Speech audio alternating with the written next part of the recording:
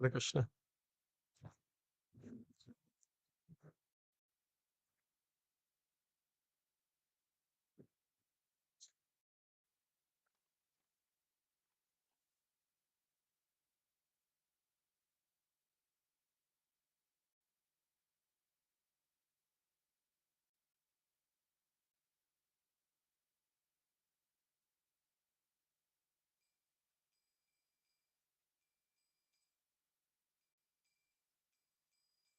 Jaya Radha Madhava Kunda Bihari Radha Madhava Kunda Bihari Gopi Janavallabha Girivaradari Gopi Janavallabha Girivaradari Vastodanandana Vrajajanarangana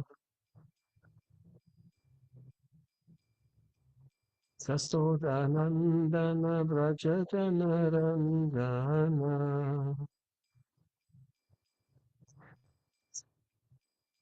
Jamunatira Vanachari Jamunatira Vanachari Radha Madhava Sundarbihari Radha Madhava Sundarbihari Gopi Janavallabha Girivaradari Jaya Gopi Janavallabha Girivaradari Yastodanandana Vrajajanaranjana Yastodanandana Vrajajanaranjana Natira Onachari Samunatira Onachari Radha Madhava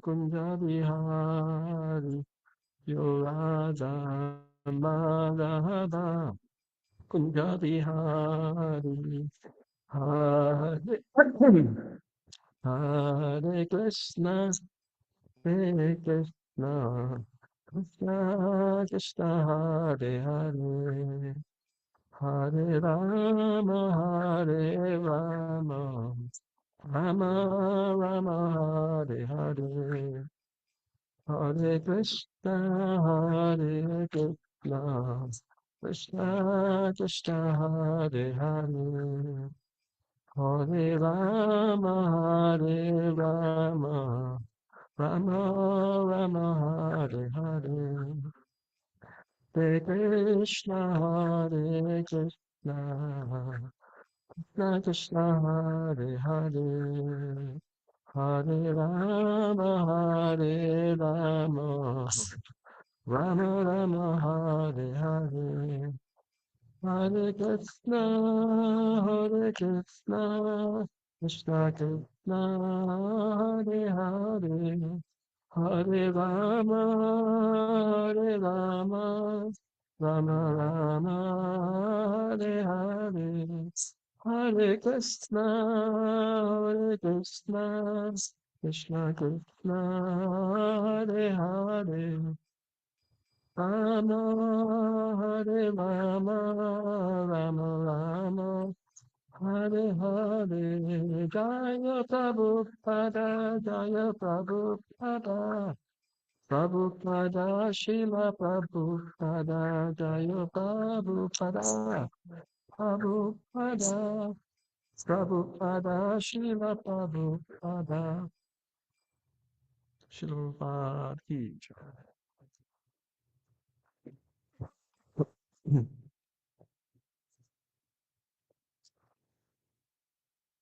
Om Namo Bhagavate Vasudevaya. Om Namo Bhagavate Vasudevaya.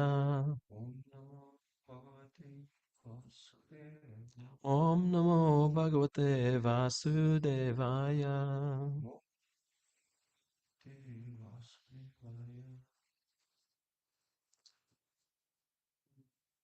Um, I should just begin by saying it's my first experience doing a class over Zoom, so I'm a bit disorientated.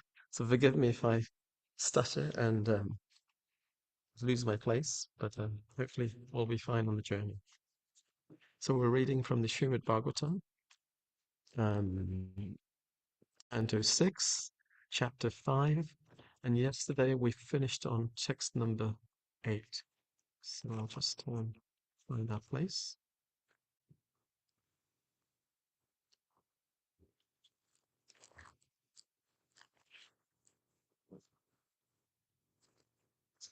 We're reading from. Let's start with text number 9. Katham swapur edashan avidvamso vipaschitaha. Thank you.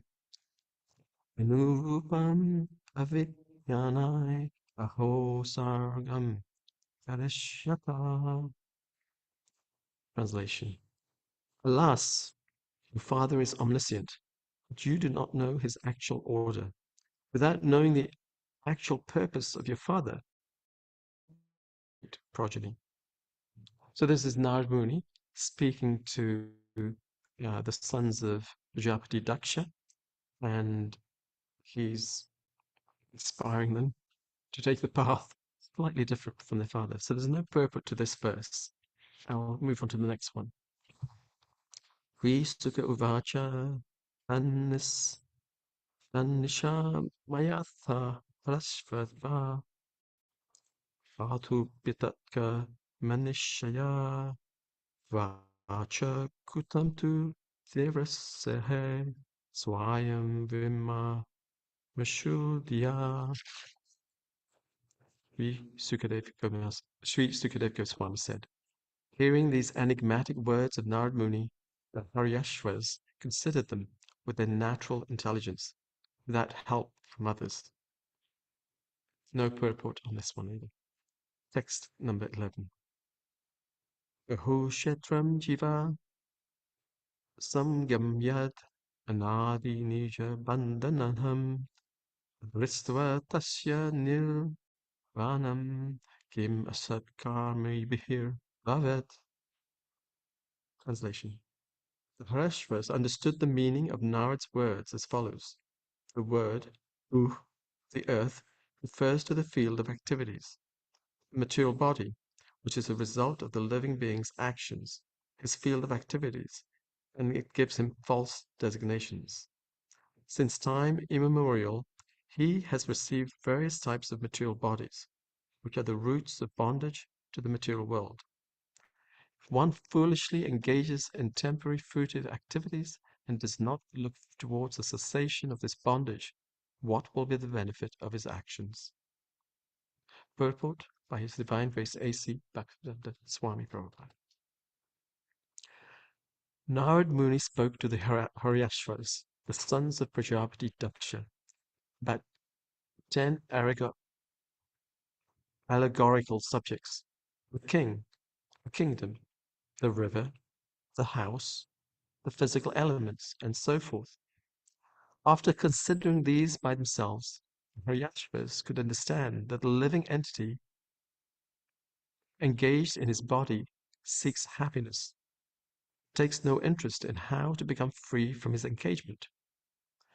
This is a very important verse, since all the living entities in the material world are very active, having obtained their particular types of bodies.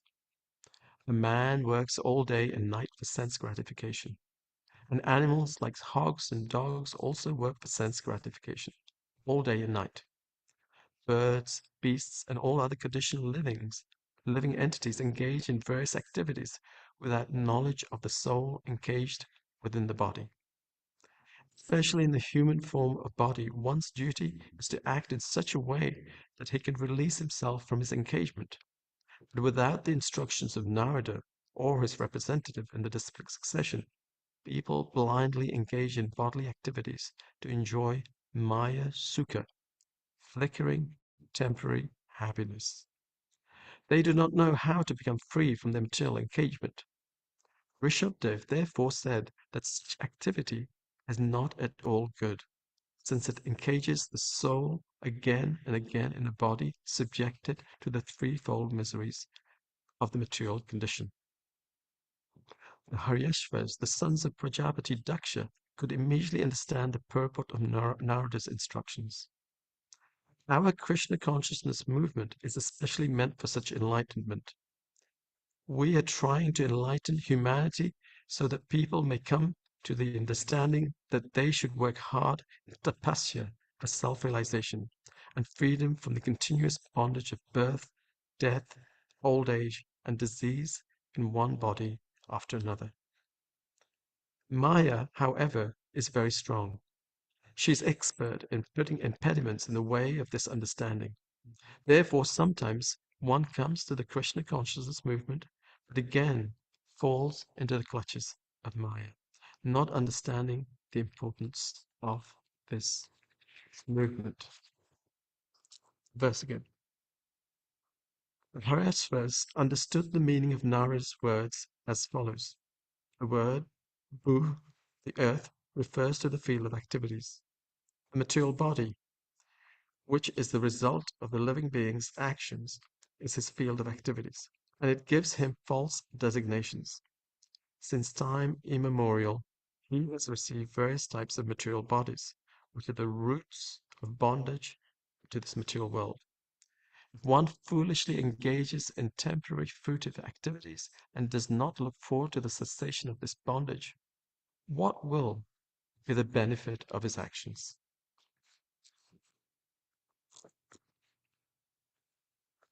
Om Jnana Timirandasya Gajanjana Shalakaya Chakso Umlitam Jena Tasmai Shri Gurave Namaha.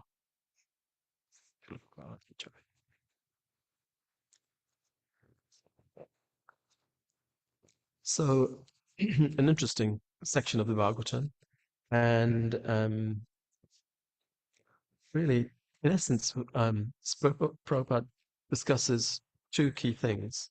One is about the engagement that the living entity is already engaged in um, this thing we call the body, and um, and the challenges he faces in that engagement.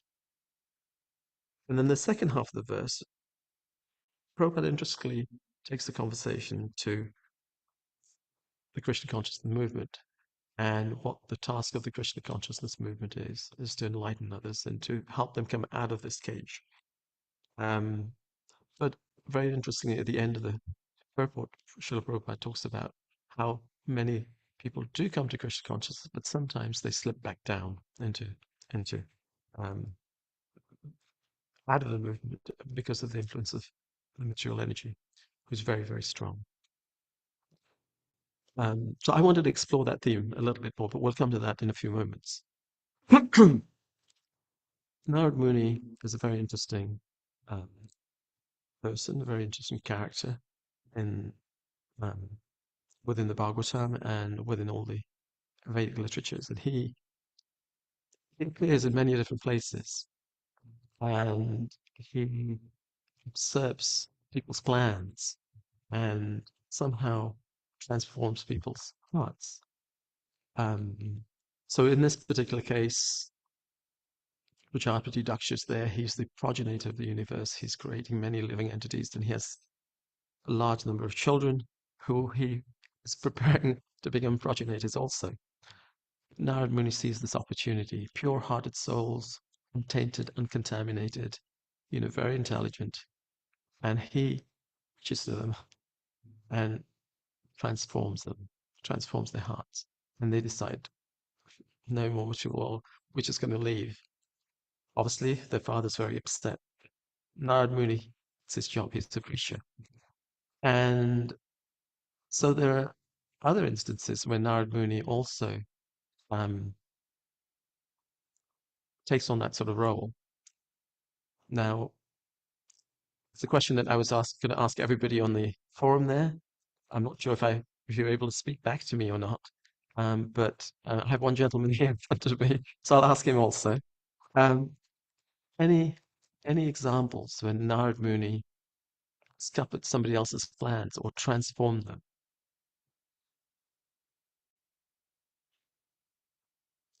No answers. So that means we're going to turn to you. Do you want to? Right. Okay. So I've got Ryan sitting with me here.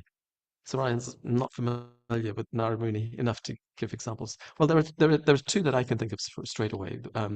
There's one um, is Narad Muni meets um, um, a person called Nagari, who's discussed in the Chaitanya Charitamrita, and he sees that this hunter is going around killing animals everywhere, and he likes to kill animals in a way that they die in pain. He half kills them.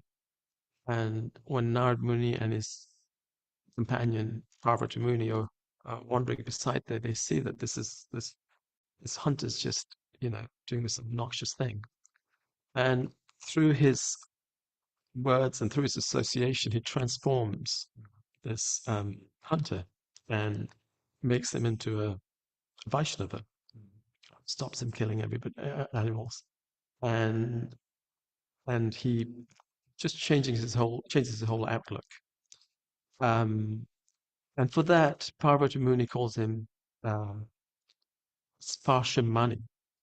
Sparshamani. Sparshamani? Sparshamani means spiritual touchstone. There's something else called a chintamani. Chintamani also means something that transforms. It's a stone, you touch it and it just transforms you. So Sparshamani is something that touches you and just transforms you, changes your heart. So Narad is a Sparshamani. He transforms people's hearts. So he goes around the universe meeting different people and he transforms them. Actually, there's an interesting um, example we can take how he, and this is in the pastimes of Krishna, he met with, um, he met with, didn't meet directly, but actually he did meet directly. He met with uh, Kamsa, who was, you know, Krishna's, um, well, he was actually the brother of Devaki, and Kamsa was after the wedding of Vasudeva and Devaki, he was taking the chariot away, and suddenly this sound came from the sky and said, "One of the sons of Kamsa, sorry, Devaki and Vasudeva will kill you." And so then Kamsa gets very angry, decides that he's going to kill every child, and so forth. At some point, his heart softened a little bit.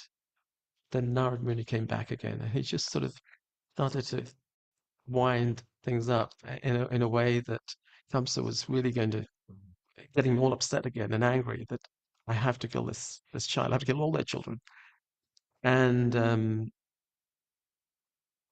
so he's developed a reputation for being a bit of a troublemaker sometimes.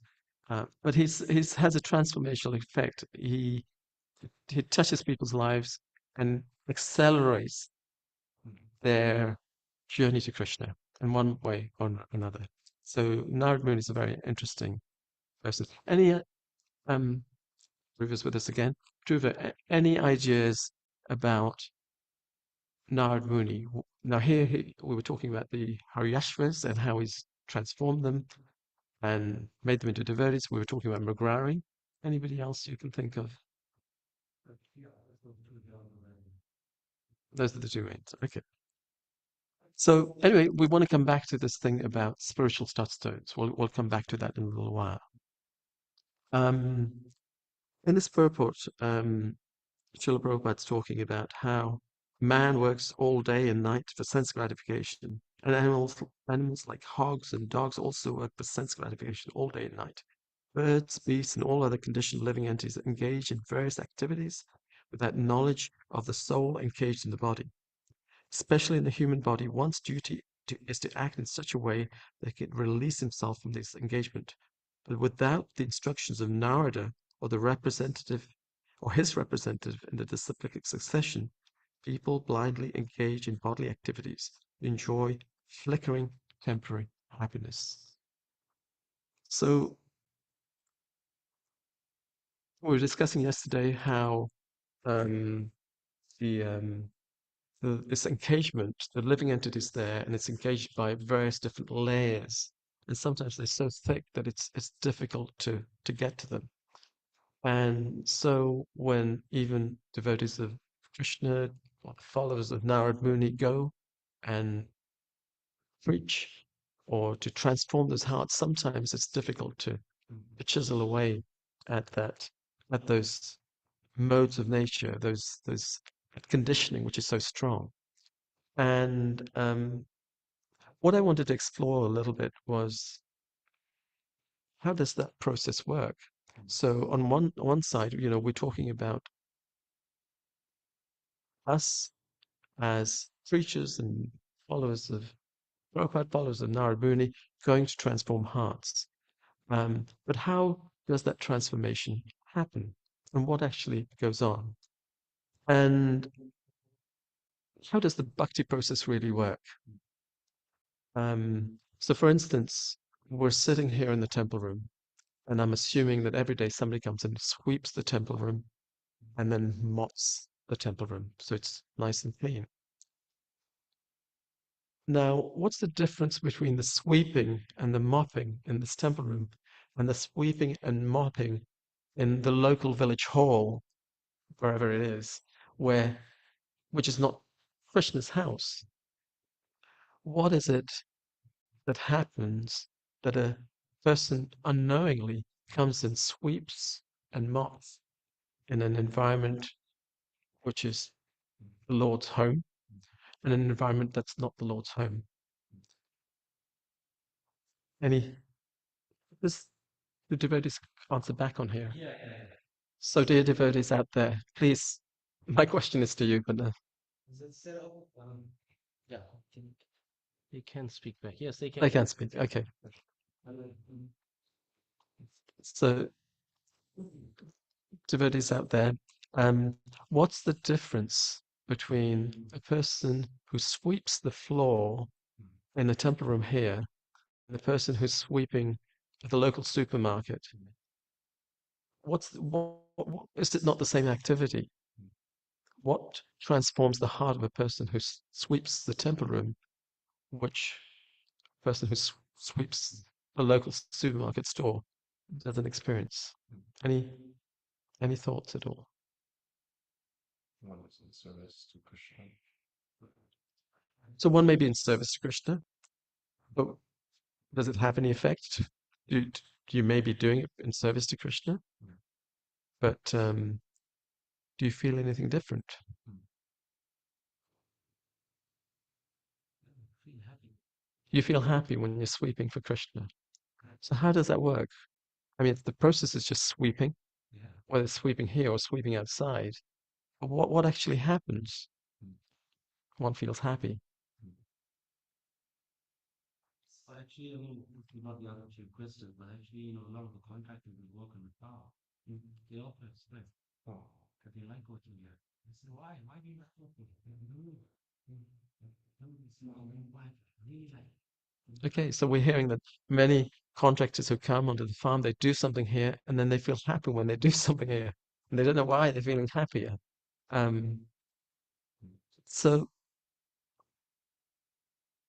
there's a process which takes place. Or when we're chanting, for instance, okay, we may be chanting Krishna's name, but we may be chanting, Prabhupada talks Coca-Cola, Coca-Cola, Coca-Cola, or Krishna, Krishna, Krishna. Or when we chant Krishna, Krishna, Krishna, we feel happy.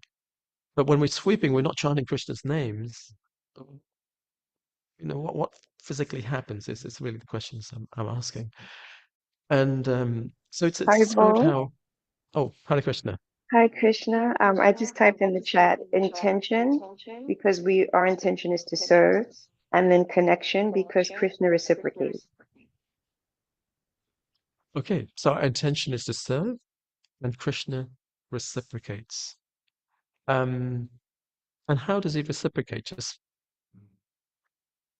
with a magic wand, or what's your understanding of how Krishna reciprocates? Leela Kishore Prabhu. Haribo.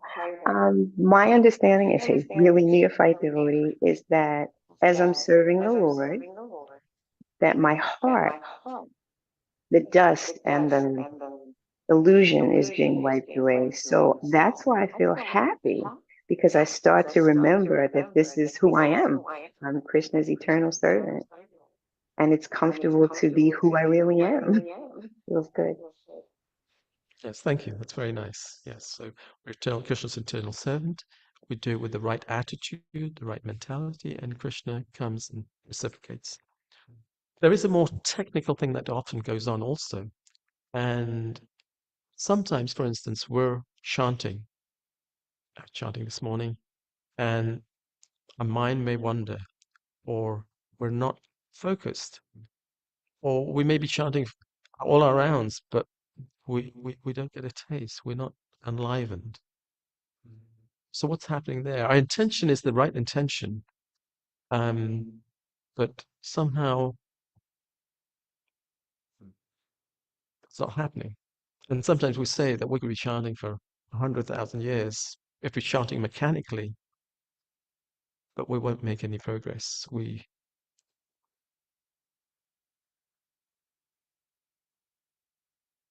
Any thought?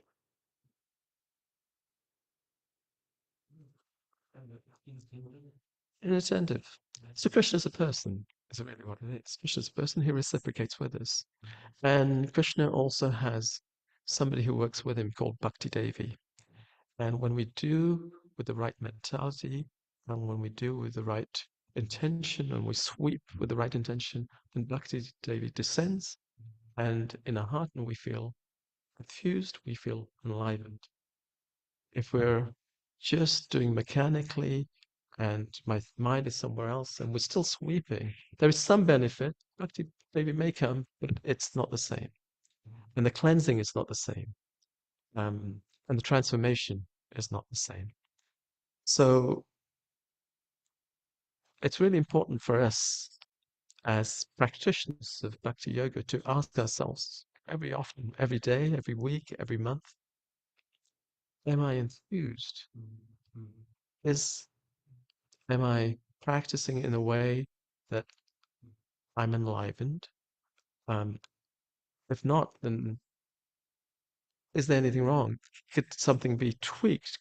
Sometimes you're driving and the radio, it's not quite, I mean, everything's digital nowadays, but in the old days you had your waves and you have to sort of adjust and tune so you just get the right wavelength. And then you get the sound, get the kirtan. Is there anything I can fine tune to adjust so that I feel that enthusiasm again? I feel a sense of enlivenment again. Or is my devotional service just plodding along? And there's always this sound coming from my radio, which is always buzzing and it's not quite clear, but I'm ignoring it and I'm just driving along. Is my devotional service enlivening me? Obviously, we don't to enlivenment, but we're still neophytes. Unless we're getting a little bit of reciprocation, it's very difficult for us to progress.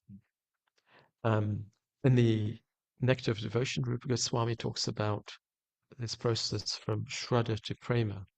And for me, Shraddha to Prema is often like climbing a mountain. I like walking, I'm a walker, and I go climbing oftentimes.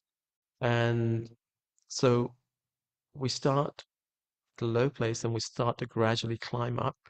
And through association, of other people, we start to get faith. And then we start practicing, we start chanting, we start following the regulative principles, and that helps us and protects us, and we start climbing up.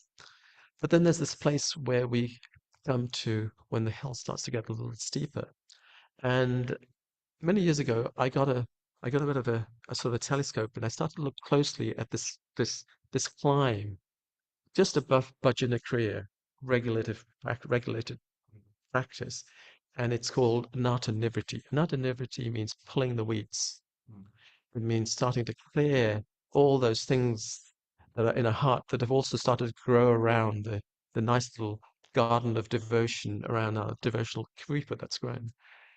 And So I took a little bit of an I started to look more closely, and actually, it's not just a gradual climb.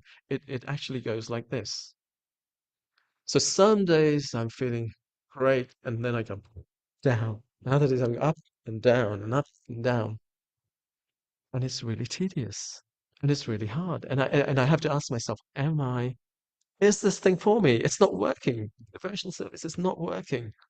And I've tried hard, and I just can't manage anymore. But when you go climbing, any climbers on the chat today? Are there anybody who likes walking and climbing mountains and hills? And Brian, are you a climber? You like to? Okay. So generally, when you go climbing, do you climb hills which you just go all the way up, up, up, up, up, and it's just relentless On occasion. on occasion? Usually it's changing. It's changing. Many hills that I've climbed, you climb up and they go up and down. But at a certain point, and sometimes gets a little less, and oftentimes you come to a plateau, and then you can take a little rest. And at least in Europe and the Alps and places, there are mountains you climb up. I don't know if it's in the Appalachians. There must be places like that you climb at a certain level, and then you come to a plateau, and there's a little lake there, and you can pull out your chair and take a little relax and think, "Poof, that was a good climb," and to gather your strength again. So part of our journey is just to persevere on, particularly through this up and down period. And it gets a little less until we come to that plateau where we can take a little breather. And but it's very it's one thing to do it physically, but actually oftentimes our challenge is a mental challenge. Physically we can see something, but mentally we can't always see. And it's tough. And mind goes up and down like this, just like in the path, it goes up and down. And it's very difficult. And so what should we do at that time? What can we do at that time? Devotees out there, what can we do when we're on the downer? What what can be done that helps us to fix ourselves again, build our determination, Positive association. positive association, positive association. Yes, thank you. Any other suggestions? Any other thoughts? Prayer. Sorry, I missed that. Prayer. Pray, certainly. Prayers are very helpful also. Asking oneself what Asking oneself what? the lesson of is in that moment. Okay. Asking oneself what the lesson is in that moment. Sometimes it's good just to step back and reflect. And yes, you find somebody else who's a fast climber, and you sit and talk with them, and they get a little bit of enthusiasm from them. We pray, and we looked at the words of inspiration from other people who pray, and we we we think we prepare to push ourselves on. Um, Oftentimes, actually, and Rupa Goswami talks about in the Nectar of Devotion, he talks about the 5 potent forms of devotional service. And the 5 potent forms of devotional service are chanting, listening, associating with other devotees, um, going to holy places, and what's the 5th one? Remembering it's a slightly different category, but not of those 5 potent forms. Does anybody know out there? The 5th one: hearing, chanting, associating, visiting holy places. Srimad Bhagavatam. Srimad Bhagavatam is listening, is hearing the Bhagavatam.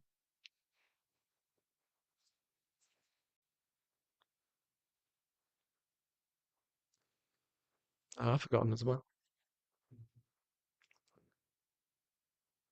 Um, it will come in a moment. I'm sorry. Sorry? No. the 9 processes that Prahlad Maharaj speaks about, but the 5 potent forms of devotional service, um, it's deity worship. The 5th one's deity worship. So, so when we're going through this thing and we're at a particular point, we've not quite reached the plateau and we're stuck. Um, it's important to it's important to um, focus in on one of these 5 processes and just listen very carefully, pick a book and read it for an hour. Listen to some kirtan, do some kirtan, and really focus in. And through focus, one again connects. And enthusiasm, Bhakti Devi comes back down again and enthuses our heart. And it's only through that enthusiasm that we're able to, again, recommit ourselves into reviewing ourselves and redirecting ourselves, reorientating ourselves.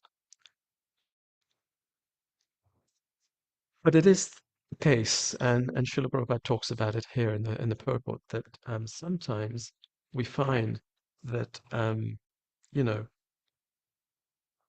he says that we're trying to enlighten, as a movement, we're trying to enlighten humanity so that people may come to an understanding that they should work hard in tapasya for self-realization and freedom from the continuous bondage of birth, death, old age, disease, in one body after another. So we're encaged, the living entity is encaged, and the job of a preacher is to go out and help other people.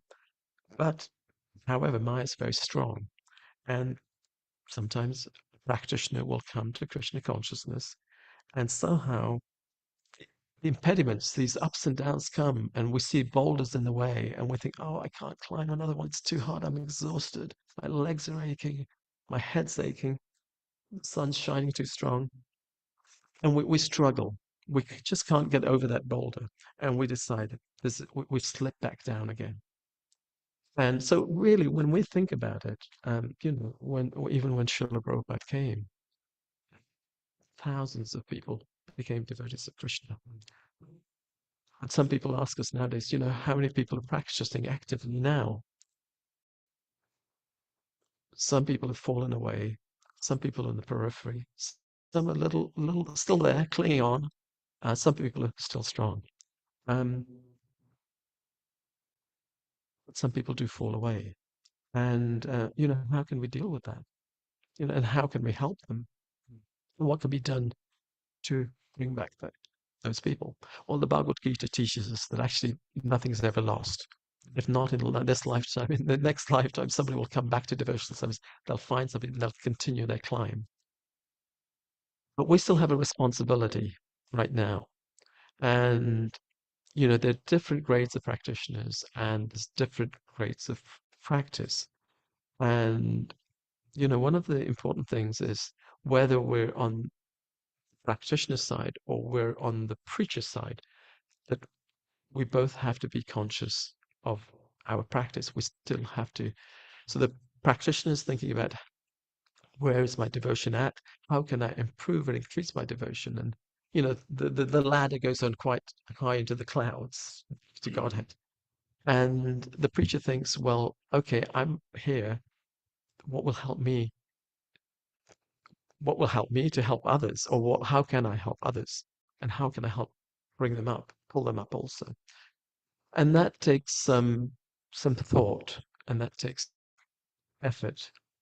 I was speaking to somebody, a young devotee, recently, and this young devotee was um, born in the movement, grown up in the movement, and this devotee came and said, "I'm feeling melancholy."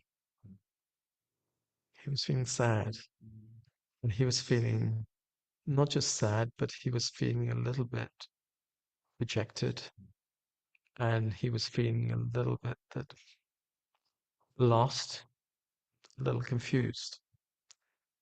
And this devotee in the past had been through some very difficult waters where contemplation of suicide and other things happened.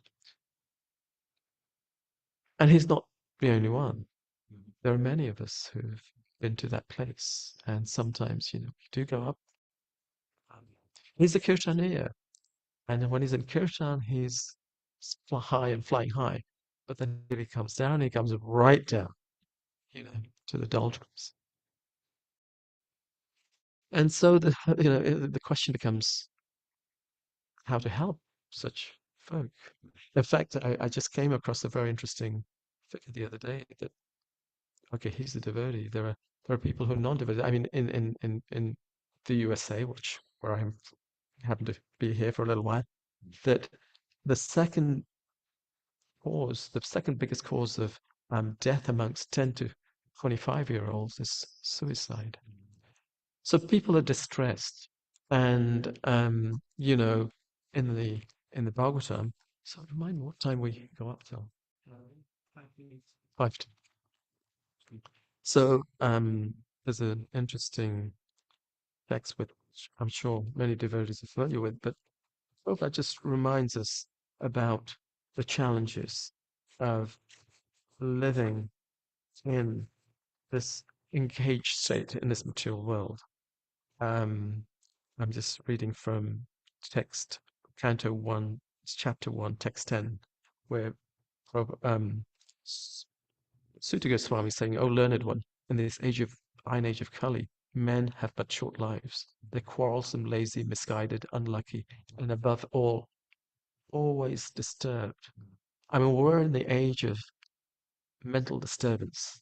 We're just constantly, there's something pushing all of us, mental disturbance. Prabhupada says, in this age, men are victims not only of different political creeds and parties, but also of many different types of sense gratificatory diversions, such as cinemas, sports, gambling, clubs, mundane libraries, bad association, smoking, drinking, cheating, pilfering, bickerings, and so on. Their minds are always disturbed and full of anxieties due to so many different engagements. I mean, their minds are always disturbed and full of anxieties due to so many different engagements. And, we have these wonderful gadgets called computers. We have these wonderful things full of ads, this consumer society, which is just eating away at us, trying to distract us, to pulling those threads to get us to buy something, to do something, whatever. And we're on a pendulum. Our mind's on a pendulum. Shall I? Shan't I? Shall I? Shan't I? Shall I? Shan't I? It goes on and on. So, but even more, what's most sort of difficult is that those people who've come to devotion, they've overcome some of those challenges. They've come to devotion again. They slip down, or our sons and daughters somehow find themselves spiraling down into very difficult situations. So one of the challenges that I face, running the HIMSA project in the UK, is that I decided if I was inspired, I decided to start a project called, to protect cows. And it's a farm situation. And in a farm situation, there's always looking after cows and their calves. It takes some effort, it takes some time. And as we have more and more, you need more people to look after them. But actually, there are not so many farmers these days. We were just discussing that yesterday. We're struggling with finding farmers. And we were thinking about how to inspire other people to come and farm. But sometimes people come and farm. In fact, a number of people do come and farm. We have woofers coming and other people coming. But this thing about mental anxiety and disturbance, everybody who's coming is disturbed, somehow have anxiety. And they have good days, they have bad days. And it's difficult to know how to manage them. You want to look after them, but at the same time, there are other pressures there and there are tensions. So the question is, how do we deal with that? And how do we navigate through those choppy waters where, sometimes we're carrying the weight of a project, the weight of wanting to push on the movement, changing and transforming society, and at the same time dealing with people going through they're challenging situations. Their ups and their downs. Now, Prabhupada was a fantastic. We're talking about Narad Muni. Narad Muni is a Sparsha Muni. He's Sparsha Mani. He's a spiritual touchstone. He transforms people's hearts. Prabhupada, when he came, he transformed people's hearts. I mean, imagine so many centers around the world, so much traveling, so many transport. He just transformed people's hearts. And many people were actually just their dopamine was just their relationship with Prabhupada, their attachment to Prabhupada. So we, his grandsons and granddaughters, sons and daughters, have this task of inspiring others.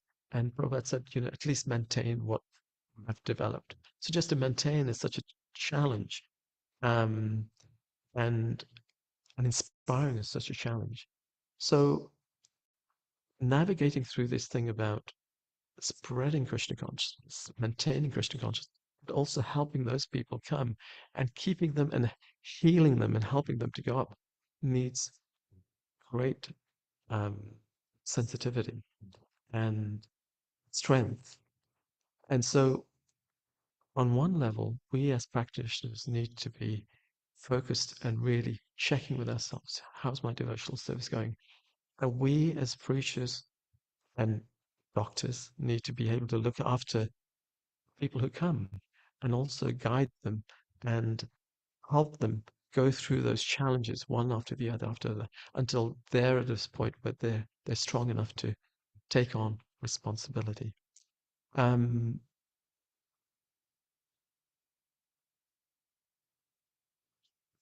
And so it's really important to here we talk about engagement. This whole purpose, this whole section is about engagement and how to become free from engagement. And then Prabhupada's reminding us that actually we have another task, that sometimes we have casualties on the path. How to help them, how to keep them, and build that association. That help people to become transformed also. Not an easy path, and many challenges. And I'd like to stop here because we don't have so long, right? But I'd like to keep 5 minutes for just discussing amongst the Vaishnavas your insights and your experiences on this path and how you've helped to transform others or how you've fought through these challenges on the path of devotion. Hare Krishna. Questions and comments.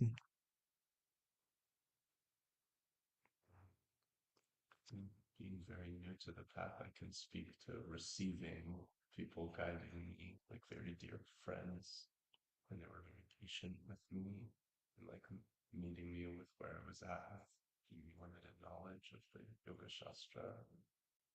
And there was prasadam and kirtan and learning about me as a person. And I just felt their sincerity. Okay, so Ryan here is just sharing how he's met California. Yeah, mostly at the LA Temple. At the LA Temple. They were very patient with him. They were very sincere. They met him at where he was. So these are really important things. Very personal, checking where someone is and helping them on the steps to move forward. And that's provided strength, enthusiasm for you? And great friendship too. And great friendship. Like a sweetness about our relationships. Okay, it's the sweetness about the relationship. Just like Dhruva's found his contractors who come here, a sweetness when they get a chance to serve Krishna's land and prasadam, as you said. Thank you.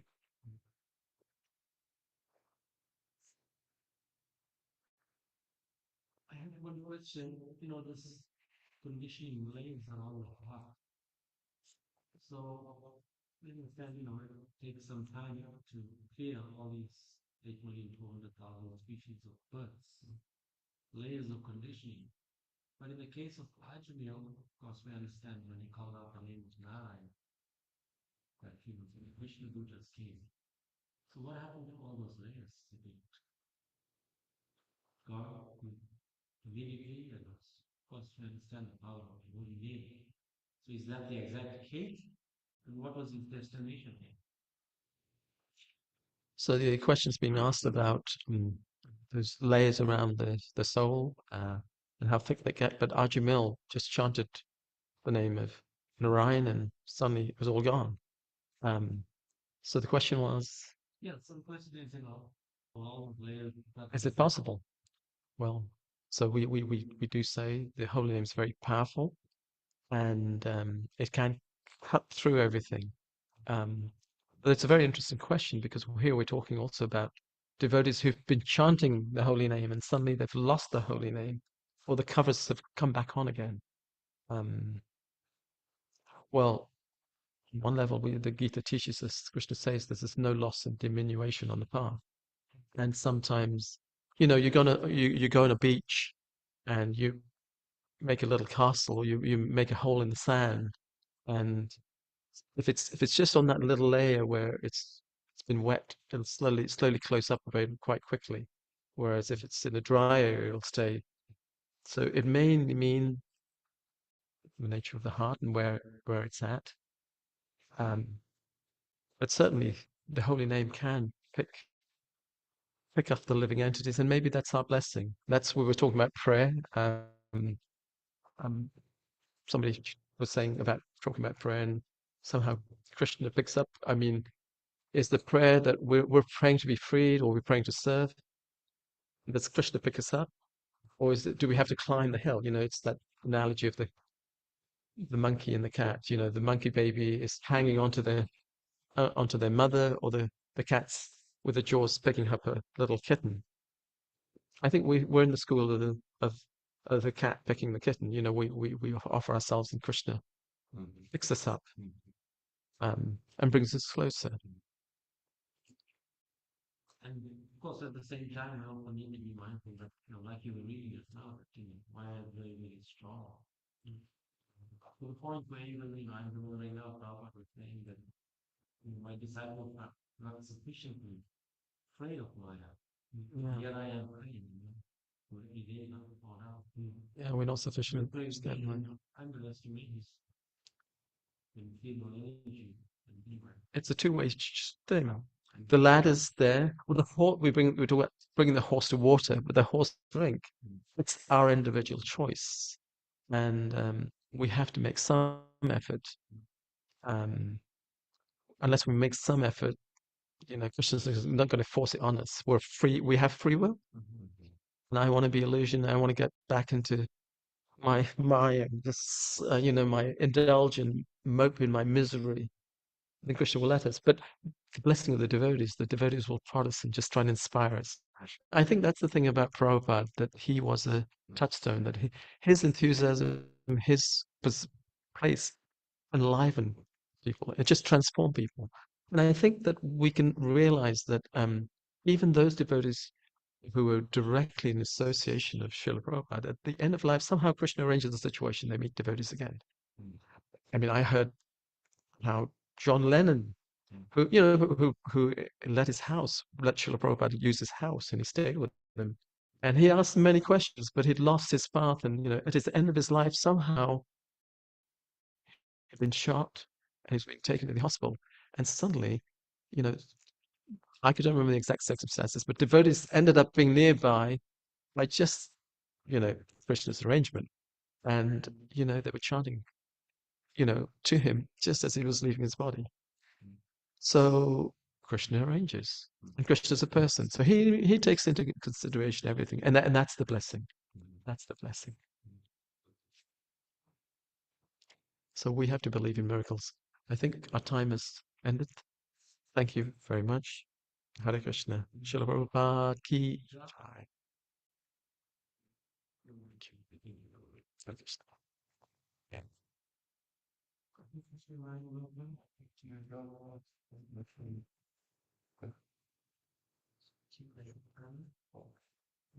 It's a little bit, quite old and thanks. Thank you. Also, the other thing I was thinking was the destination, right? When we leave, like I think in Najmil's case, what are the destination? How I by contract. So I think that's another consideration. We as devotees, we want to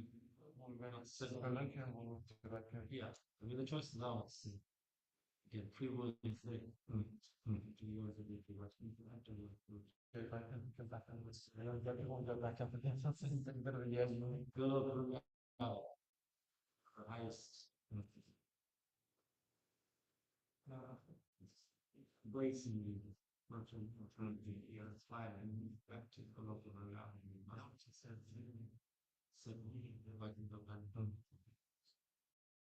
And being able to what you do when you were mentioning those plateaus or the dips, I know you list the five practices, but process. Ignore them and just keep walking towards the side.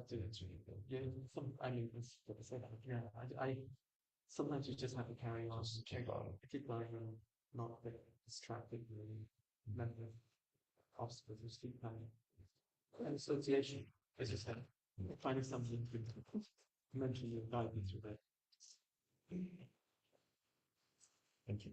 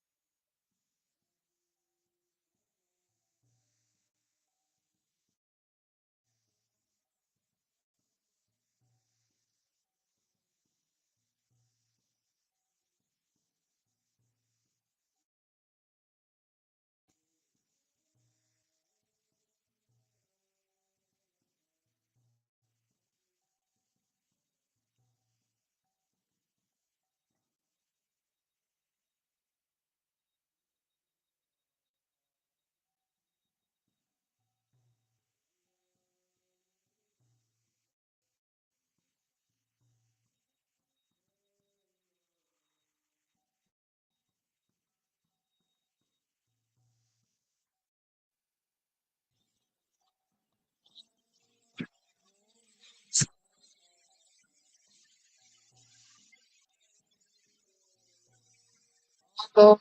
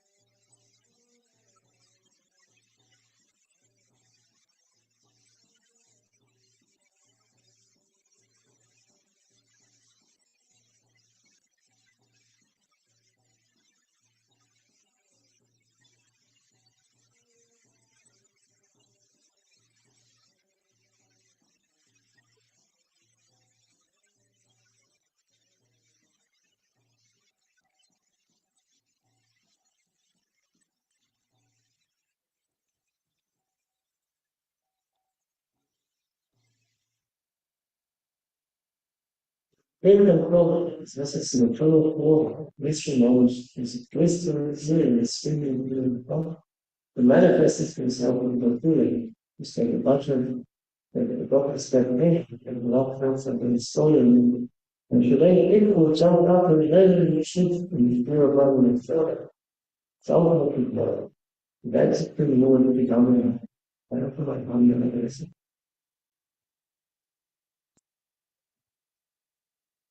His eyes were fearful and his breathing quick. And as Maria showed about his belly with ropes, he shivered in fright and his pearl necklace shook. Thus Supreme Lord Dominator is bound with his devotees' love.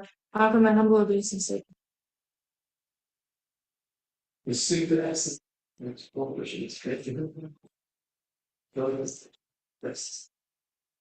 The devotees will back and using this second. Lord had clear and fears, and found that everyone is using them. Usually that's it. There's some things. When you're working with only where you have to do that's it. So you're not going to be very sure you're actually liar. Or the other. I only can understand child and fast. Constantly in really loud. Oh Lord, I do not know what you do. They simply wish their child not peace. Everything happened when you were front.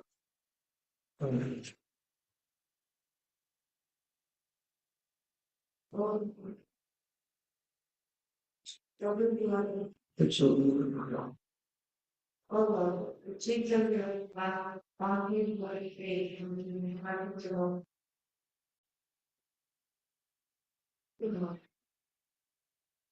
Don't try.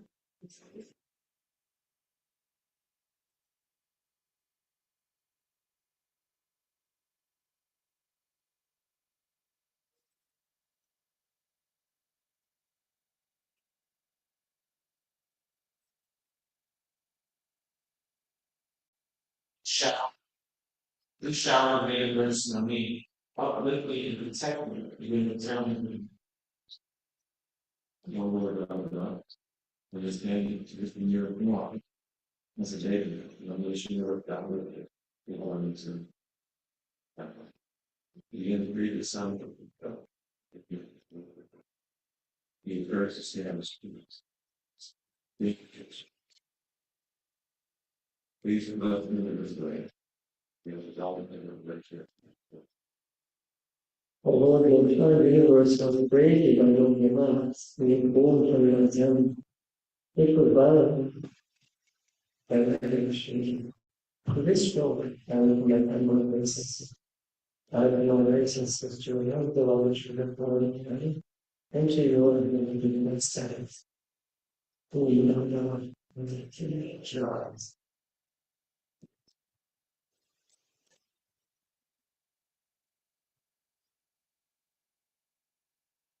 Well, the state comes in, the last says that only the universal quality of the different states. So this, a mind line of the